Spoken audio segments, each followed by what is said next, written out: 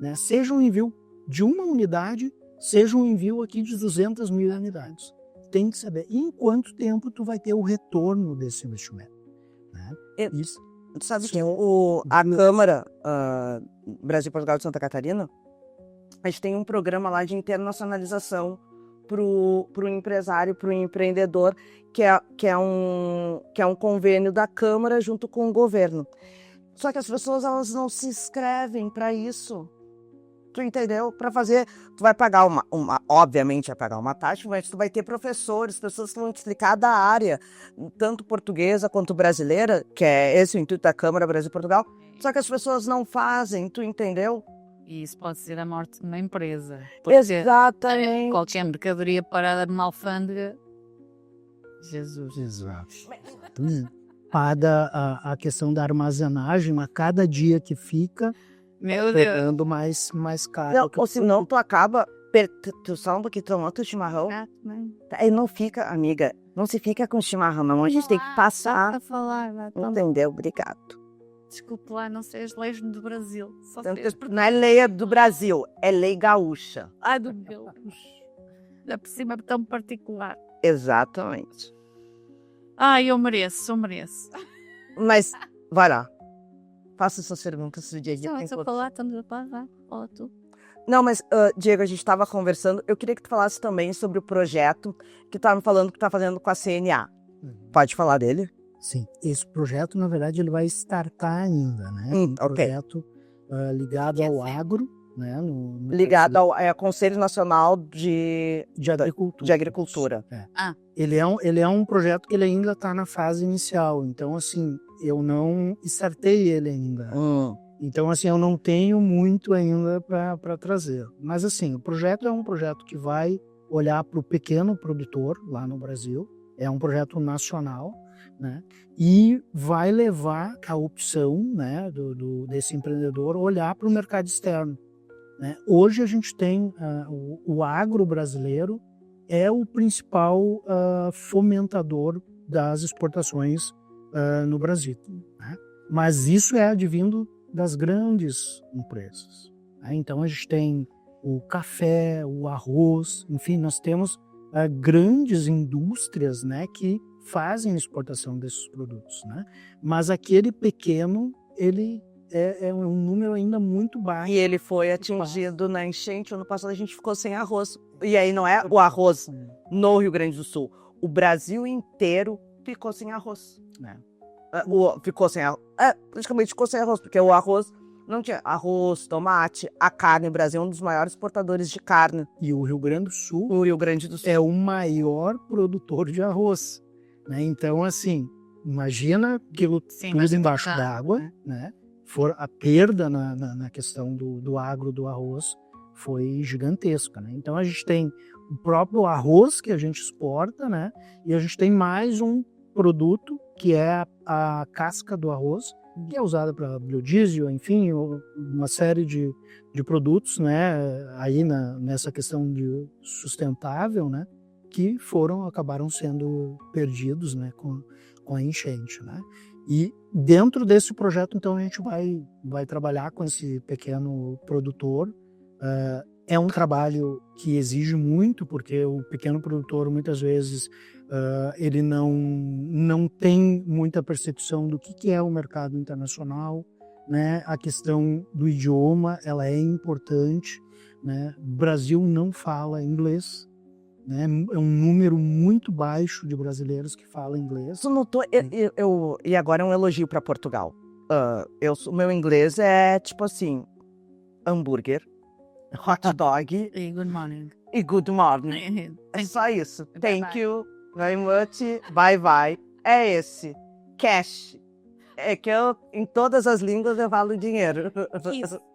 Kiss. Mas eu noto isso. E aqui eu noto em Portugal que eu fico impressionado. Assim, vocês falam francês, vocês falam inglês. Lá no Brasil, se tu estuda numa escola pública, tu vai aprender na escola pública a falar o inglês, entrar o inglês no teu 5º ano. Ou seja, tu sai no 12º, então tu... E assim, é um meia boca, como a gente fala. Ai, Deus, vou pular todos os termos gaúchos hoje. É um meia boca, é um mais ou menos, assim, mais ou menos ladeira abaixo. Então, assim, e aqui não, eu vejo que vocês aprendem o inglês, aprendem o francês, e eu acho isso muito legal. E aí, falando até do brasileiro para o português de Portugal, porque a pessoa quando vem para Portugal, ela acha, eu vou me adaptar, vai ser fácil, porque eles falam português. A cultura é diferente. Várias faladas, a gente vinha brincando sobre vinhos, sobre coisa que tem um vinho que foi no Brasil. Eu não vou falar vinho, porque senão vão derrubar o nosso vídeo quando for, porque deu questão judiciária, que é um vinho de um comediante brasileiro, que é produzido no Alentejo.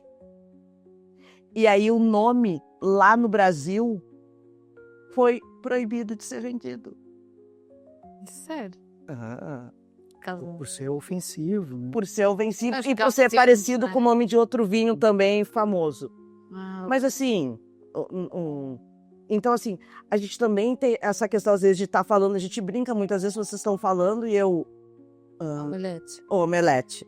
No caso, omelete, ou às vezes eu também estou falando e tu não entende o que eu falo. Mas a gente tem essa questão, então assim, quando tu vem para um mercado internacional, por mesmo que seja línguas irmãs, tu tem que também ter esse preparo e entender a cultura do lugar que tu tá exportando. Exatamente. Tem que se ter uma série de coisas, sim. Por isso é que os planos de mercado são importantes e os planos de negócio para terem essa estrutura por trás, sim. O plano de negócio, ele quebra essas barreiras, né? Eu digo assim, a questão idiomática, né? O português do Brasil, não é o brasileiro, é o português do Brasil. É, o português do Brasil. Ele é muito distante do português europeu, né? Do português nativo de Portugal. Então, aqui a gente já tem uma barreira para esse empreendedor, né, que quer estar lá no Brasil. Muitas vezes ele não quer vir para não ter um dispêndio de gasto, né? Ele quer falar com quem vai comprar, um fornecedor aqui em Portugal, e não consegue entender, né? Porque ele nunca teve contato, né, com uma pessoa que fala, né, o português de Portugal, enfim, e ele tem muita dificuldade. E em uma rodada de negociação, a gente costuma colocar que qualquer desvio ou qualquer falta de compreensão conta ponto para que aquele negócio... A gente teve a rodada de negócios pequeno, mas a gente teve, é isso que a gente quer muito fazer, até em relação à Câmara, é fazer essas rodadas de negócio com o público português e empresários portugueses brasileiros, mesmo de forma online, para as pessoas se adaptarem nesses negócios, para que as pessoas entendam. E é isso que o Diego vem falando, porque às vezes eu e tu, e a gente tem uma intimidade, às vezes de perguntar, o que tu tá falando, Paula, que eu não compreendi. Mas às vezes, não que a gente não possa perguntar numa rodada de negócio um pouco mais séria e algo assim, mas... tu tem que compreender aquele teu cliente, o negócio do teu cliente, o que vai ser melhor para o teu cliente, ou nos negócios eu vou vender, eu vou fazer isso, e ter uma estrutura para isso. E até eu vou entrar o brasileiro, quando existe duas questões. O público, o europeu, ou até o americano, eu vou falar um pouquinho, quando a gente olha para um país de terceiro mundo, no caso o Brasil, eu vou comprar porque vai ser mais barato. É o ponto principal. E o país olha para cá e fala o quê? Vou vender para lá porque eu vou ganhar hoje 6 vezes mais. Sim, porque tem poder de compra. Mas só que no frigir dos ovos, não é assim. Porque quando tu vai fazer essa internacionalização, tu vai pagar IOF, tu vai pagar a taxa aqui, tu vai pagar IOF lá, IVA para... É importante ter conhecimento. Exatamente. A estrutura tem que ser montada. Essa questão estava a falar o Diego muito bem. De nós sabermos realmente quanto é que nos fica o produto do outro lado. Exatamente. É importante para quem vende e também para quem compra. Isso tem de ser feito antes, senão...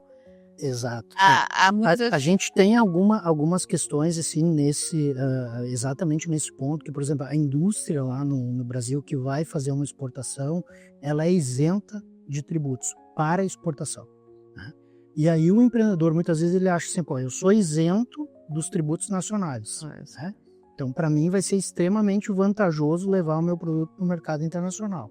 Mas aí ele entra num segundo ponto, que é a dificuldade logística do produto dele.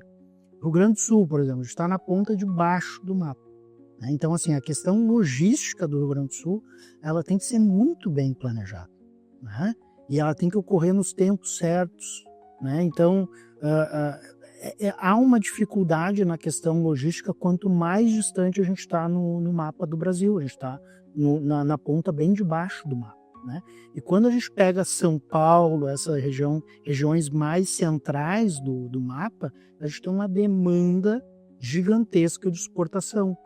E aí, muitas vezes, a tua carga vai lá para Porto de Santos e tu acha, tá resolvido porque aqui está no meio.